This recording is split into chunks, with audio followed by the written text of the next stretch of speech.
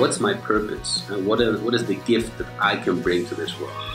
So it's really about giving, not about getting. And then what are the values that I need to live in order to bring my purpose to life. So it creates a beautiful focus and understanding about yourself first. What is the uniqueness about yourself? And then how you use that uniqueness, ideally for the benefit of a greater good. Welcome to the Legacy Project. My name is Jim Copple, President of the Servant Forge Foundation. We're an organization committed to leadership development with a specific focus on service. This podcast and its related activities are about sharing the legacy we have inherited and discussing the legacy we still want to create. Legacy is more than cars, houses, boats, and material possessions that we want to leave to the next generation. Rather, legacy is about core values and beliefs that we inherited from a previous generation.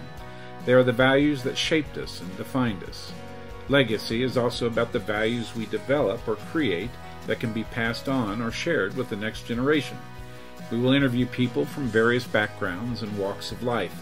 Some are famous, some, well, maybe not so famous, and others are simply our neighbors, our friends, people who live ordinary lives doing extraordinary things. Become part of this project by being intentional about legacy, more than just memories, but principles that have guided our lives and shaped our decisions. What is the legacy you choose to create? That's what we want to discover. Hello, my name is Jim Copple, and welcome to the Legacy Project podcast. Today we're interviewing Julian Geuder. So it's nice to be invited to take part in your Legacy Project, Jim. You're our second guest, and we're glad to have you here from Munich, Germany, and to participate in this project. We are conducting this interview in Nairobi, Kenya, and in fact, you may hear roosters crowing in the background on this recording.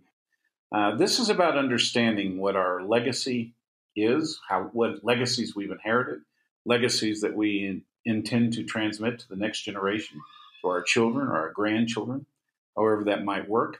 I guess my first question is, what are the influences in your life as a child or things that you remember from your grandparents, your parents, that you consider to be a legacy, something that you value in your journey? It's a good question, Jim. I guess I learned most about what I inherited from my parents, especially from my mother, if I look what I want to pass on to my daughter. Angela is now 16 years old, and if I look at her, see her coming up, I recognize a lot of things about myself when I was her age and younger. So I do, for example, remember that I was back then living on a farmhouse and had a couple of duties at that farmhouse. We didn't have any animals, but it was a big house, so I had to work. And my mother would get nuts of me not finishing tasks. So today would call it the definition of done. I was supposed to know what I had to do, but I would just finish things halfway through. And it was a hell of a job of my mom to continuously remind me and drag me. And I right now find the same things with my daughter. So I ask her to do something. She does it. I go and check, and I feel it's not even done half. I call her, ask her, is it done? Yes. And I ask, okay, how about this? How about that? So it's to really finish things. I think it's something really important to me. And I would go a step further. Sometimes I procrastinate stuff because I know I want to have everything prepared before I get started. So it's piling up. Then I sit down and ask, okay, what do I really need for this? I get all that stuff. And then I start doing it and try to finish it fast and clean. So that's something I think I got, especially from my mother. You are relatively young compared to some of the people we're interviewing for this project. And I'm wondering, in the course of your development and your journey, and especially with a 16-year-old daughter, if you're thinking about what it is that you want to leave behind. The Legacy Project is designed to take us beyond material things and what wealth we leave, what houses we might leave, or possessions, but what are the core values that you want to transmit? Have you had the opportunity, and again, you're relatively young, you have a 16-year-old daughter, have you really thought much about the legacy that you want want her to remember? There's one thing that, basically since she was born is important to me. Probably the one thing I would like her to pick up, and that is love for herself. So I was always trying to work on her self-confidence, and I would even go further and say about her loving herself, because I think that is the one most important thing in terms of mastering your life, living your life, not being so dependable on what others do, say, to basically make sure nobody is treating you bad. In this sense, you will respect yourself. You will make sure that others respect yourself as well, and you will live your life. I'm still working on that. I think maybe she choose me as a father because exactly of that. Yeah, I'm happy to try to continue to support her on that. That's, in my opinion, if she came out of this adolescence with a very strong love for herself. I'm not talking about vanity or something like that, but really being solid, grounded in herself, knowing about herself. That would be great. You and your wife have a project called Bridging Positions, and as I've come to know that project and to experience it and watch you and Vittoria in that project, the kinds of relationships that you seek to build, the issues that you seek to address, there's something very value-centered in that process. And how would you see what you do as something that contributes to individuals building their own legacy? I think at the end of the day, Vittoria, my wife, and myself are very much driven by love for humans. So the idea of people discovering themselves and respecting themselves, and therefore also respecting others, is something very dear to us. When it comes to what we do, we very much work with groups on human dialogue facilitation, and basically try to remove barriers between people and allow them to connect, to get in contact with themselves, but also with each other on a deeper level. Yeah, at the end of the day, that is very, very much fulfilling. We get positive feedback on that. We enjoy doing that, and it gives a sense of it's worth doing it. So the processes you use to do that are not what I would call mechanical processes. They are very relational processes. What has influenced the design here? I mean, you've talked about the importance of humanity, and you've talked about some of those core values that influence you and also the kind of relationships you'd like to see built. I'd like you to speak into what motivates you to do this process and the leadership backbone, both individually and for organizations, that connects to people or gives people an opportunity to think about where they've come from and where they're going and what kind of values they want to bring into that. Sounds like a big question to me. You're mentioning our, I would call it backbone line, self-leadership backbone, team backbone, organizational backbone. The idea to the backbone comes from a group called Nowhere, who've been compiling the organizational backbone. And it's now 10 years ago, almost, that I came to know that process. I very much liked it in terms of giving, in this case, an organization a direction. The self-leadership backbone looks at the individual, tries to help the individual to, in a relatively short time, it's a 2.5-day process, to dig as deep as possible into him or herself and look into the history, look into the strengths and weaknesses. And then the gravity center of the whole process is, what's my purpose? What is the gift that I can bring to this world? So it's really about giving, not about getting. And then what are the values that I need to live in order to bring my purpose to life? Then go into the future. What's the ambition? What would I like to do? What would I like to work on? And then pathway, how do I get there? With Vittoria, we sometimes discuss if ambition is the right thing to do, because, of course, if you have a too clear goal, you might oversee what life is offering you. In that sense, it's good to keep up a peripheral view to see what life holds ready for you. What's nice about the organizational, about the backbone process and all, is that you really get to the core of what is it that either we as a team, we as an organization, or me as an individual would like to do. So it creates a beautiful focus and understanding about yourself first. What is the uniqueness about yourself? And then how you use that uniqueness, ideally for the benefit of a greater good. So you mentioned an emphasis on what it is you want to do or what an organization wants to do. How much in the process is focused on the why we are doing it? It's an interesting question because there is no explicit why question in there. The thinking behind the purpose is you look into your history and you look at what has life prepared me to give or prepared us to give. What is it in a team that all those different people with their different backgrounds, experiences, skills, etc., come together, and what's the unique combination of that in order to bring what to life? So there's no, how could I say it? It's more an emerging why than a specifically digged up why. It's crystallizing a purpose. We also say a purpose is anyway already there. We just have to reveal it. We don't need to design it, or we don't have to define it. We have to uncover it.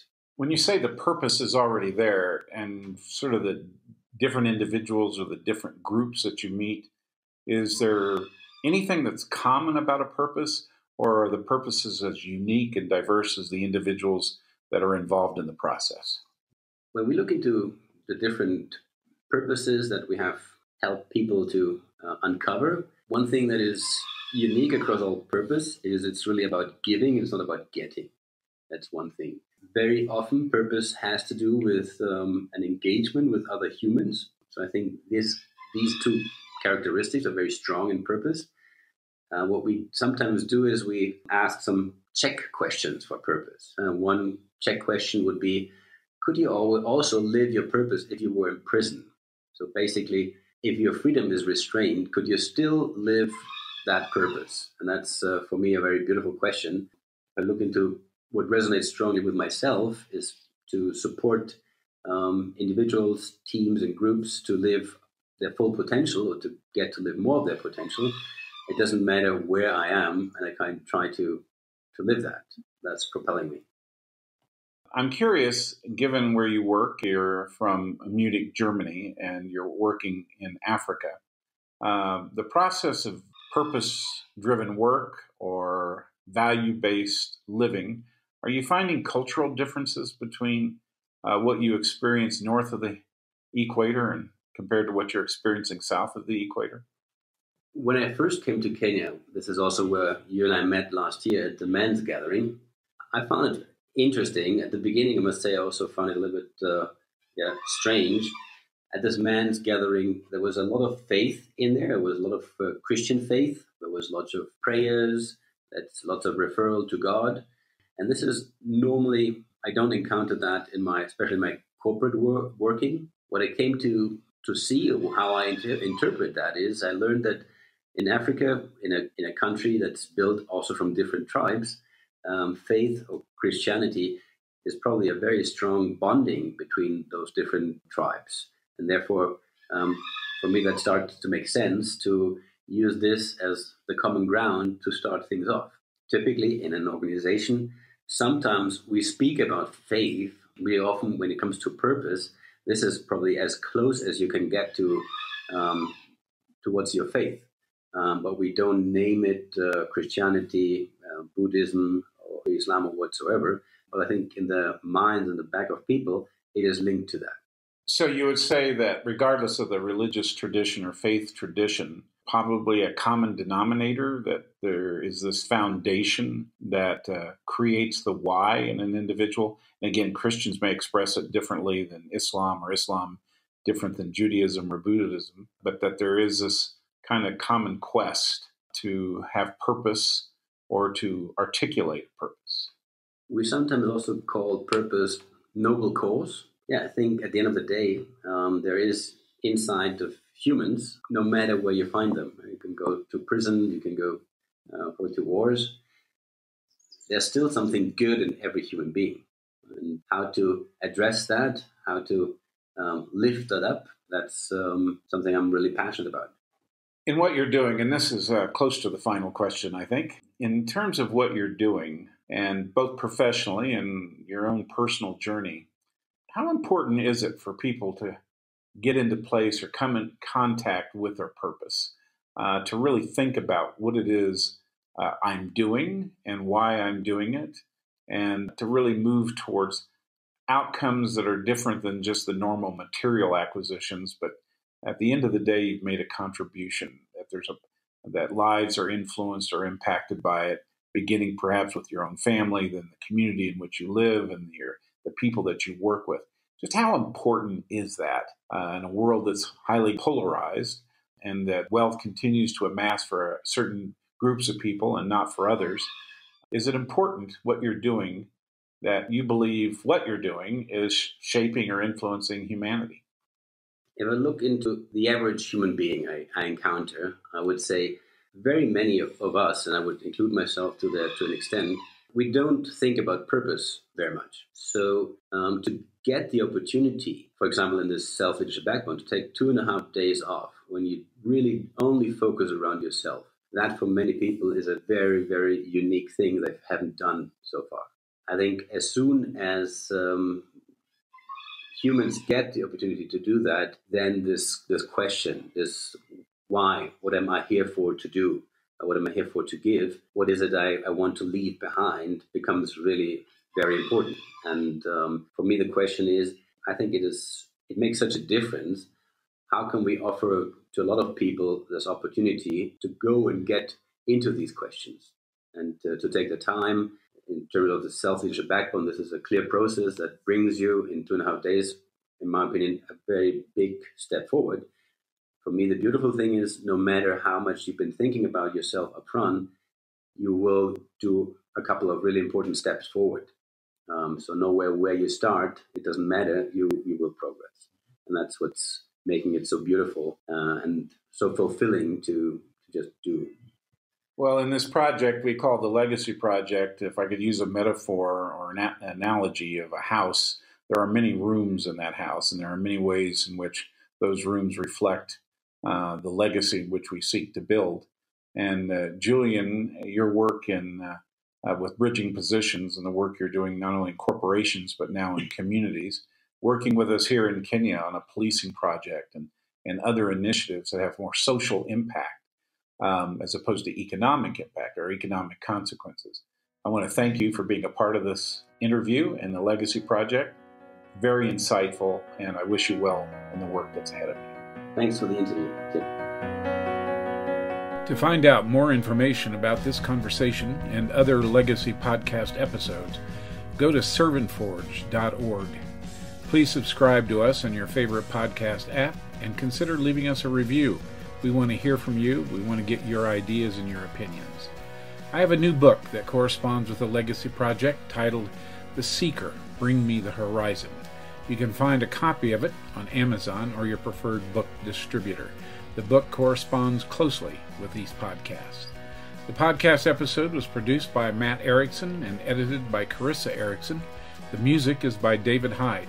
Please look for a new episode of our podcast coming out soon.